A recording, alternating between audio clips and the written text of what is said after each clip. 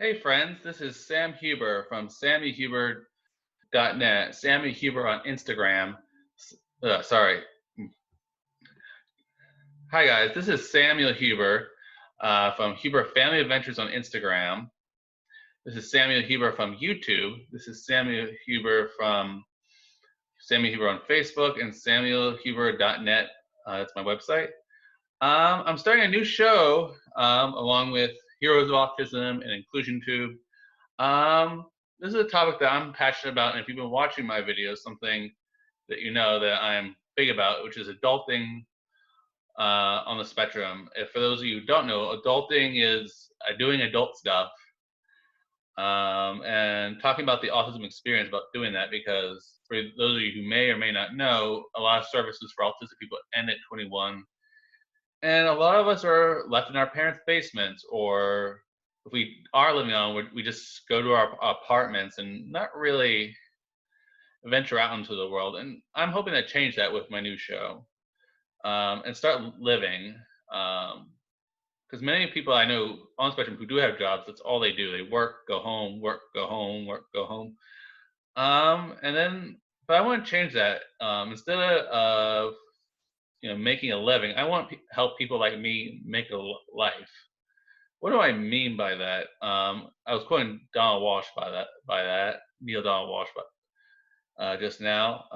For those of you who know who he is, he's a great spiritual leader. Anywho, um, what I mean by that is that I want you guys to thrive and actually enjoy your life. That life's not all about work, routines. That the unexpected can be fun, but how do we get there? Well, these episodes will be about how do you get there, and I'm going to teach you what I've learned so far, and then as I go through more adulting experiences, I'll teach you more as I learn more.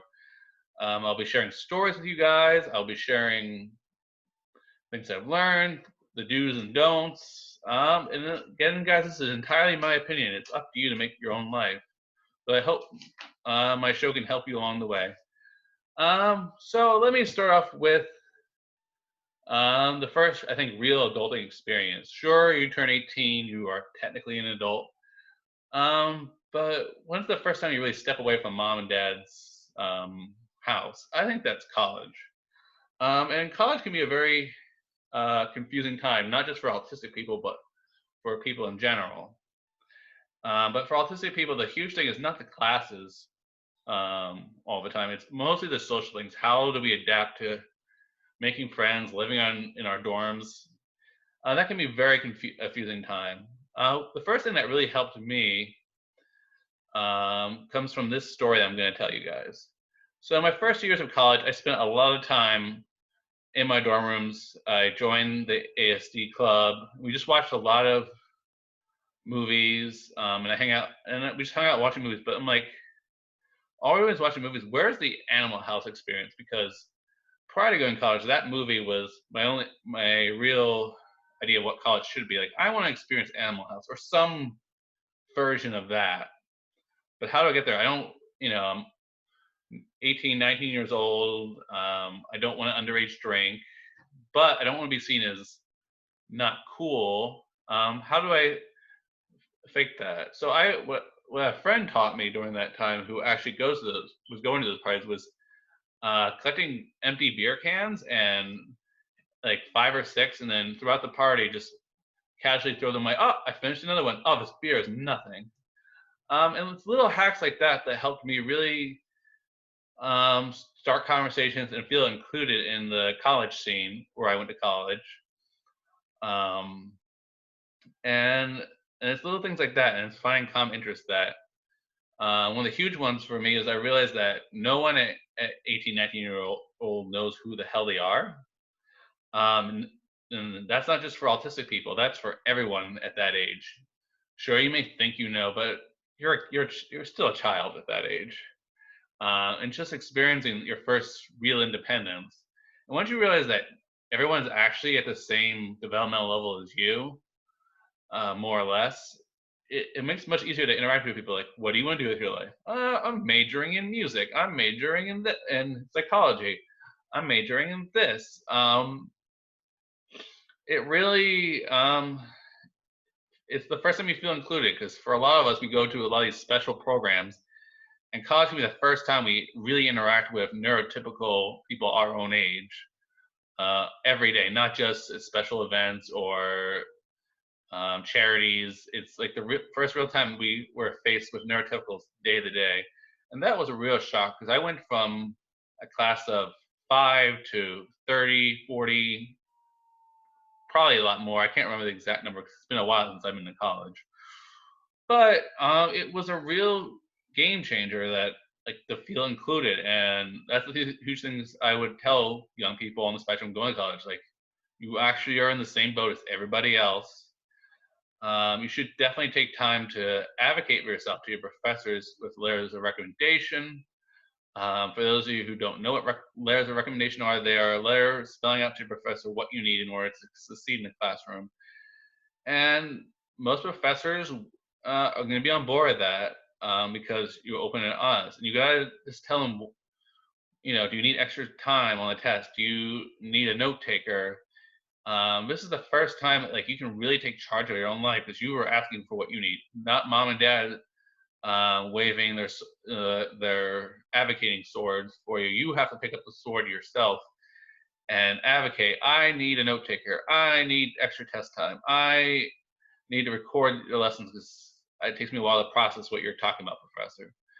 And you can have real fun with that, and you can really get to know your professors that way, and your classmates. It's another way of finding a note taker in your class, and really take advantage of getting to know your peers that way, ones that are better note takers. And there are so many opportunities in college than you realize to socialize and figure yourself out and figure out yourself along with others, and teach each other the tools of the trade of figuring yourself out. A big one for me was joining social clubs, helping out with setting up art exhibits, going to little music concerts on campus, just going to places where I know people with similar interests would be. Another huge lesson I learned in college is learn to text ahead of time when you're making friends. I made the mistake of showing up to people's dorm rooms unexpectedly because I just was so excited to hang out with them. One time it was at like 2 in the morning, and I was physically thrown out of a dorm room by someone who was their friend. And I learned, he said, just text before you come to see if I'm still up. And that taught me to be more aware of not only the time, but like giving people the common courtesy of texting or calling them before I just randomly show up at 2 in the morning or 10 a.m. or whatever time it may be.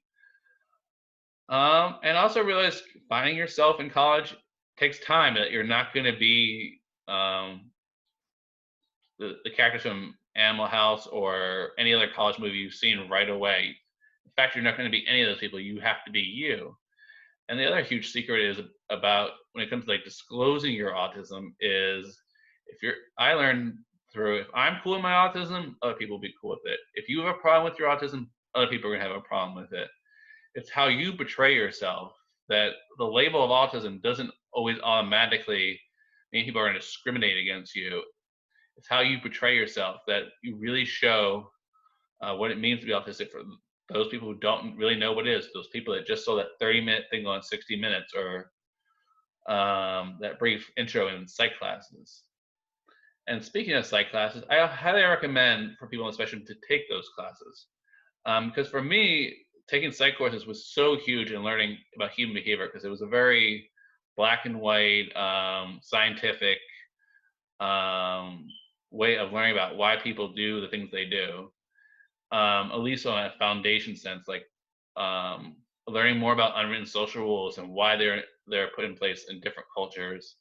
And that's the other huge thing I started realizing in college, and I'm still realizing today, is that social norms are constructed in every culture, every town, every country, state. No matter where you go, social norms change no matter who you meet. And once you accept that, meeting people and connecting with them becomes a lot more exciting because you always are learning something new. That you're not predictable. They're not predictable, but you have to learn so much from each other and learn to love and care about that person based on your experiences together, because that's all life really is, about experiences living in the moment. It's not always rehearsing with your therapist or your parents on how to interact. That you just gotta go out and freaking do it, guys. What I mean by that is go experience life. As Miss Frizzle always says, take chances, make mistakes. And then how you react to those mistakes is monumental, I think. Instead of saying, "Oh, I'll never do that again, so I never make that mistake again." No. How can you learn? What tools do I need to succeed in that social situation? Whether it be gathering a few beer cans, pretend that you're drinking until you're comfortable drinking at age 21, or it could be just playing cards. It could be just hanging out and listening to the first few parties you go to, and then looking for those segues. Oh, you're really into The Office? Let's talk. Let's talk about our favorite episodes. And then learning to dive deep is where are you from? What are your hopes and dreams? Like really dive into who that person is, and just let's go paintballing. Let's go, and then go into let's have experiences together. That's how we connect with people. It's not questions. Many people on the spectrum are taught, including myself, that the way to connect with someone is just asking questions. But as an adult, there's way more to it. There is going out and actually doing things instead of trying to plan every detail, and just going with it. Not every detail has to be planned, and it will go perfectly. No, nothing ever in life ever does, and that's okay. And also, the important thing is knowing your limits. If you are feeling a sensory overload or you're overwhelmed, that's okay. Like, you can only be at a party for an hour, go to a party for an hour, and each time, I can promise you guys, it'll become an hour and a half, 2 hours. Just showing up and being consistent really makes even neurotypical people feel more comfortable being around you. That's a huge thing. Is as much as we love consistency, neurotypical people love consistency. Um, and that requires you to learn to be organized, where it's making a to-do list, creating visuals. In my dorm, in my head, sticky notes everywhere. By the end of my senior year, so I would remember to do things, so I'd be reminded. Also, using social media is a great way that you don't have to start off, face to face if that's too much for you with your social anxiety. Just messaging each other, doing Zoom like I am talking to you guys now. There's just so many avenues, and the other huge way that you can present autism. Sorry, I'm jumping all around here, folks, but I have just so many ideas on this topic, and um, but if you want to really express your autism to people, like, don't say it's a disability, because it's not. It's a gift. But I've come to really look at my autism as a gift, that it's actually what I like to call a neural language. A neural language is the way the mind expresses itself, and communicates with other people. That you gotta teach people, like, how you best communicate, whether it be through your words, your actions, hand gestures, um, and just like sharing your autism culture with other people. It's like sharing, if you're like from Canada, like what do Canadians do, or you're from Russia, what do Russians do, or wherever you're from. It's like, and the same thing is, how's your mind work? Where's your mind from? How did your mind develop? And sharing that with people. That's how you connect with people, and then you learn what makes them tick, what makes them happy. Um, and you can learn so much about how to interact with people by just sharing those parts. And don't do it all at once. It's not to get really excited when we meet that really cool girl or guy. Just little by little, like, hi, I'm in. You can start off your first, like we were taught in school, with common interests, see if we click, and then you move on to the deeper stuff, um, which would be like where you're from, and talking about what makes you you with your friends. And like I keep saying, go out and have experiences, good or bad. They're going to teach you so much about the people you're hanging with. Are they good people? Are they bad people? Do you want to keep being friends with them? You can't. It's the best way to judge people is the experiences you have with them, not just the conversations. Because people often are a lot of talk, but their actions don't always back up what they're saying. So look at their actions. Actions speak louder than words, as some people would say. Um, I hope this is all helpful for you guys. If you want me to talk about any adult topics, I'm pretty much an open book. Um, please subscribe below. I hope this has been helpful for you guys. Anywho, this is Sam Huber signing off for the first episode of Adulting While on the Spectrum. I hope you guys have some great experiences online colleging. If you have any more questions about college, I'm happy to answer them in my next video. All right, that's me. All right, I'm officially signing off, guys. Okay, talk to you guys soon. Bye.